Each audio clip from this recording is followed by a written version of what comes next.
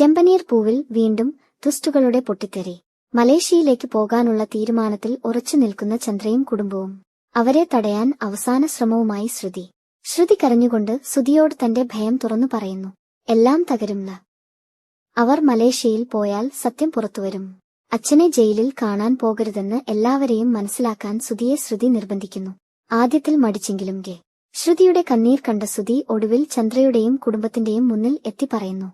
നിങ്ങൾ ഇപ്പോൾ മലേഷ്യയിലേക്ക് പോകരുതേ. ശ്രുതിയുടെ അച്ഛനെ ഇങ്ങനെ ഒരു അവസ്ഥയിൽ കാണുന്നത് അദ്ദേഹത്തിനും വിഷമമാകും. പക്ഷേ ചന്ദ്രയും രേവതിയും സച്ചിയും അതിൽ വീഴുന്നില്ല. കഷ്ടകാലത്ത് ഒപ്പമുണ്ടാകുന്നവരാണ് യഥാർത്ഥ ബന്ധുക്കൾ എന്ന ചന്ദ്രയുടെ വാക്കുകൾ കേട്ടതോടെ മലേഷ്യ യാത്ര മാറ്റേണ്ടതില്ലെന്ന് എല്ലാവരും ഉറപ്പിക്കുന്നു. ഇതോടെ ശ്രുതിയുടെ ഭയം ഇരട്ടിയായി. കാരണം അവർ മലേഷ്യയിൽ എത്തിയാൽ അവൾ പറഞ്ഞ എല്ലാ കള്ളങ്ങളും പൊളിഞ്ഞു വീഴും. ഇതിനിടയിൽ സച്ചിയും രേവതിയും ശ്രുതിയുടെ നാടകത്തിൽ വലിയ സംശയം തോന്നിത്തുടങ്ങുന്നു. ഇതെല്ലാം ഒരു പ്ലാനാണ് എന്ന് സച്ചി മനസ്സിലാക്കുന്നു. അവസാനം വീണ്ടും സഹായത്തിനായി ബീരാനെ സമീപിക്കുന്ന ശ്രുതി. ആദ്യം സഹായിക്കാൻ വിസമ്മതിച്ച ബീരാൻ ശ്രുതിയുടെ കണ്ണീരും ആത്മഹത്യാ ഭീഷണിയും കേട്ട് ഒടുവിൽ വഴങ്ങുന്നു.